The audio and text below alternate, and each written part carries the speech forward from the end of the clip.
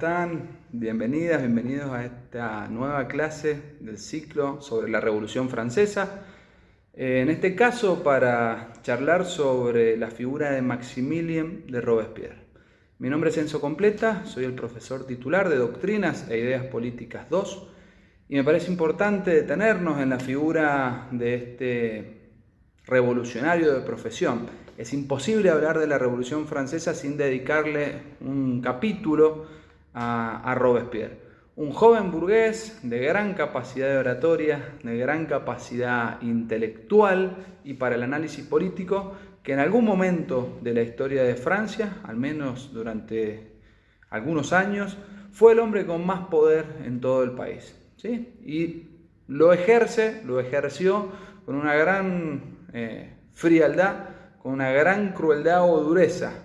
Lo que no muchos saben es que este revolucionario sanguinario para muchos, y en esto coincide la historiografía oficial, no fue un revolucionario de profesión, sino que de joven era un simple abogado de provincia en una localidad del interior, Arras, en donde se había destacado simplemente por llevar adelante algunos casos menores, que lo van a presentar ante la sociedad en sus primeros años como un joven bastante moderno e ilustrado.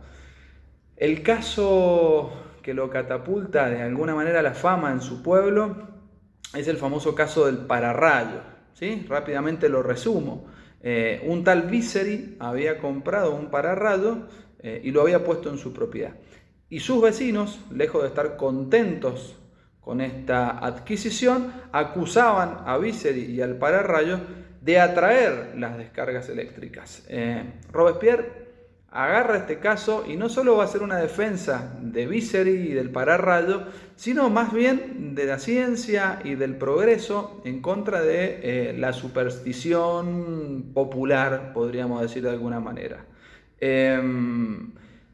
Este caso lo hace famoso, hace que reparen en él en la provincia de Artois y lo nombren juez. Todo auguraba para Robespierre una carrera muy auspiciosa dentro del Poder Judicial, una vida tranquila, acomodada. Sin embargo, cuando estalla la revolución en 1789, cambia esta tranquilidad, abandona, rechaza este cargo de juez y se convierte en un revolucionario. Podríamos decir, en el primer revolucionario que va a dedicar su vida a la revolución. Quienes lo conocieron destacan en él, en las biografías, una gran personalidad, una actitud muy austera, una actitud intachable en términos políticos, moralmente intachable, hasta tal punto que le decían el incorruptible. Es un apodo bastante extraño para un político. Les pregunto a ustedes si conocen algún político que sea tildado de incorruptible. La verdad es algo muy raro, pero se dice, y hay muchas anécdotas al respecto, de que Robespierre era verdaderamente inmune al soborno. Nadie podía comprar su voluntad con dinero, con poder, con sexo. Y hay una anécdota que también pinta esta situación y me parece relevante contarla para que entiendan de qué persona estamos hablando. Se dice que ya Robespierre en el poder, ya como presidente del Comité de Salvación Pública, se realiza un juicio contra dos antiguos vecinos suyos, una pareja que él conocía, era amigo de esta pareja, y esta pareja es condenada a la guillotina. Robespierre los conocía y de hecho había sido testigo en el casamiento de esta pareja. Resulta que una vez guillotinado el esposo, la mujer reconoce a Robespierre entre el público. ¿Sí? Estaba Robespierre allí asistiendo al cumplimiento de esta ejecución. Y cuando lo reconoce empieza a gritarle a toda voz, llorando, implorando por piedad, por perdón, aduciendo que se conocían, que por favor la perdonara. Y Robespierre, lejos de ayudarla, porque era incorruptible, se tapa los oídos. Se tapa los oídos para evitar de alguna manera conmoverse, ¿sí? Y garantizar de esta manera que se cumpla con la pena que le había sido impuesta a la mujer. Obviamente esto fue lo que sucedió y creo que es importante entenderlo, digo, porque es parte de la incorruptibilidad de Robespierre.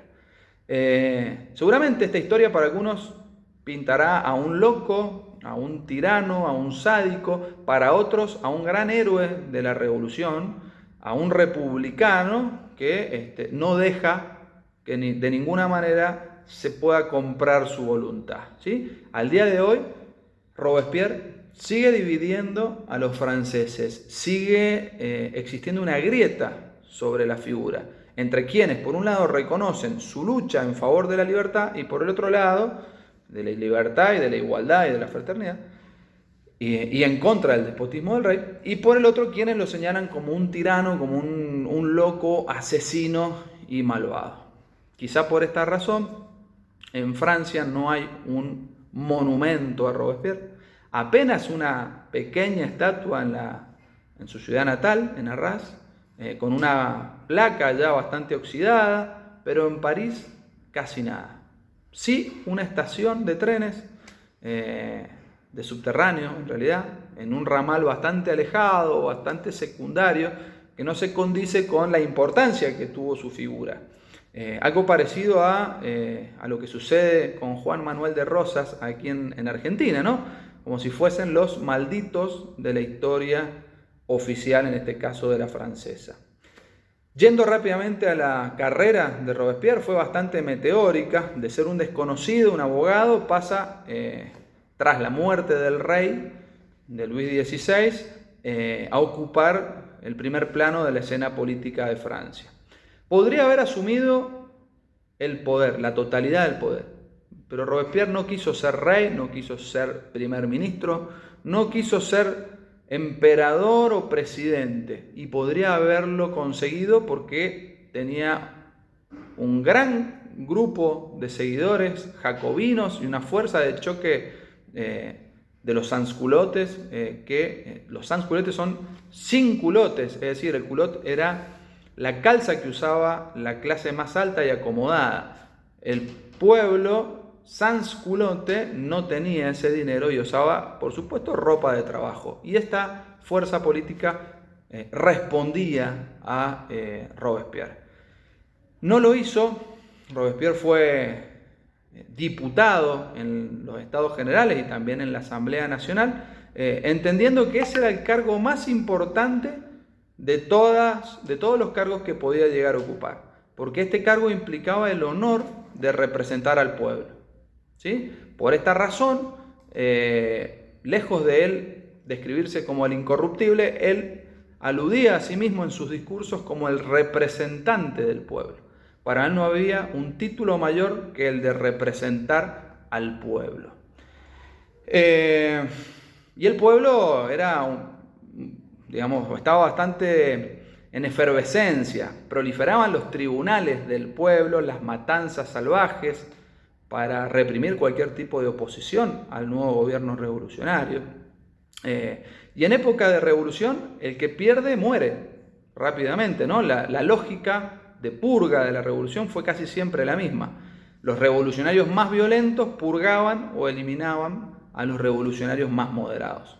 Los sansculottes a los monárquicos, los jacobinos después a los sansculottes, o a los girondinos, o a los cordeleros, o a los curas refractarios que no habían jurado la constitución civil del clero. Los termidorianos luego a los jacobinos, los bonapartistas a los termidorianos, y luego vendrán de vuelta los monárquicos, que van a purgar a los bonapartistas y a los pocos revolucionarios que quedaban en realidad ya. Esto fue posible gracias a una ley, la ley de los sospechosos, que posibilitaba que cualquier persona fuera declarada sospechosa, básicamente porque quizá era una moderada, porque no estaba muy radicalizada, y entonces alguien sospechaba de vos, y este era el preanuncio de que te tilden de contramonárquico. Y si te tildaban de contramonárquico, generalmente, o de moderado, lo que podía suceder, por esa tibieza sospechosa, es que te guillotinaran. Rápidamente te iban a condenar, te afeitaban la nuca, la noche previa a la guillotina le cortaban, le afeitaban la nuca a las personas y al otro día te quedabas sin cabeza. Y esto estuvo a cargo de Robespierre. Digo, lo único que por ahí te podía salvar de la guillotina es contar con un certificado de civismo que te entregaba algún comité de salvación pública local de tu provincia o de tu localidad, ¿sí? Tenías que solicitar ese certificado de civismo a las autoridades revolucionarias para poder circular, para poder transitar, para poder asistir a las reuniones. Si no tenías ese certificado, ley de sospechosos probablemente, y te guillotinaban. ¿Siempre fueron violentos los jacobinos? No, no en un principio. De hecho, eran más que nada intelectuales, burgueses, interesados en algunas cuestiones económicas, no en lo militar, no en la violencia, pero sí, bueno, muy atentos también a los principios políticos que debían moldear a la recién creada república.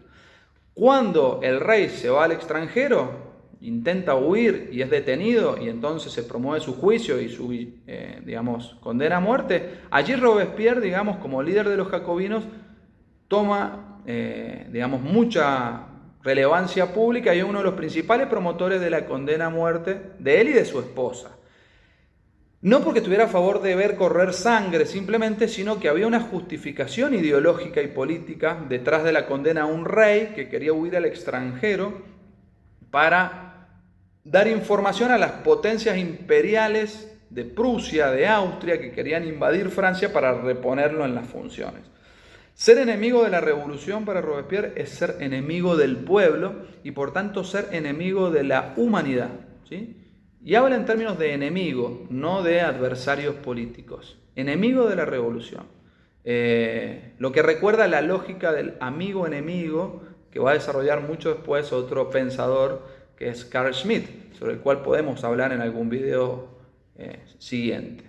Para Robespierre, para el incorruptible, el terror contra los enemigos de la revolución estaba justificado porque era un accionar inmoral y todo lo que es inmoral era contrarrevolucionario.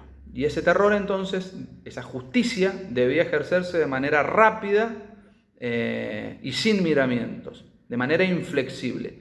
De la misma forma que fue ejercida en contra de él en 1795, cuando los termidorianos, un golpe de estado termidoriano, que temerosos también de que pronto les llegara su hora, deciden atacarlo a Robespierre, sienten el famoso asco del patíbulo y organizan un golpe para derrocarlo. Lo lidera Barras y bueno, se llevan a la guillotina no solo a Robespierre, sino a Saint-Just y a 88 partidarios más del Club de los Jacobinos. Esto es conocido como el famoso 9 de Termidor, ¿sí? De acuerdo al nuevo calendario republicano.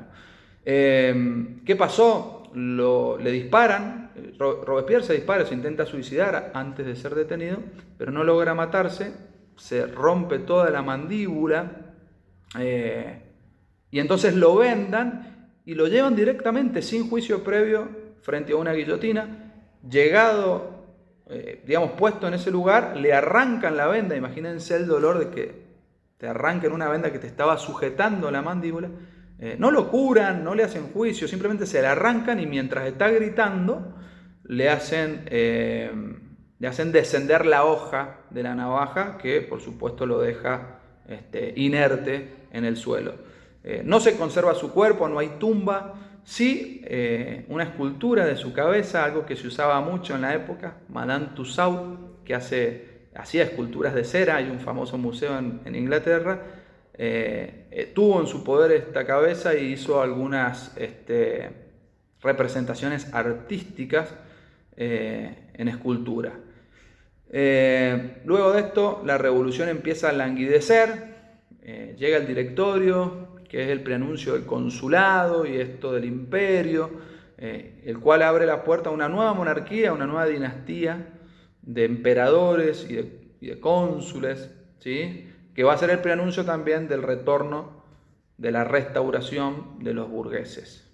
No ya con Luis XVI, por supuesto, pero sí con sus dos hermanos, Luis XVIII y Carlos X.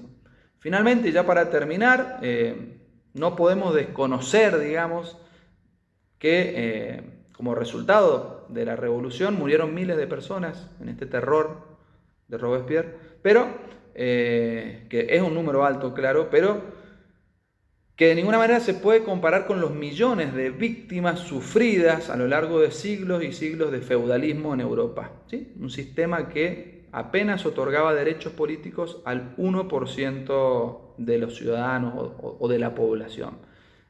Solo el 1% era poseedora de algunos derechos, por tanto, me parece importante revalorizar este momento, no reivindicar la violencia, pero sí revalorizar los principios, los ideales que llevan a un republicano como Robespierre a haber tomado las decisiones que se toman en este periodo tan convulsionado de la historia de Francia.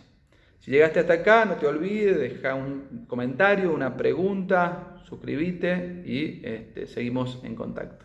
Gracias.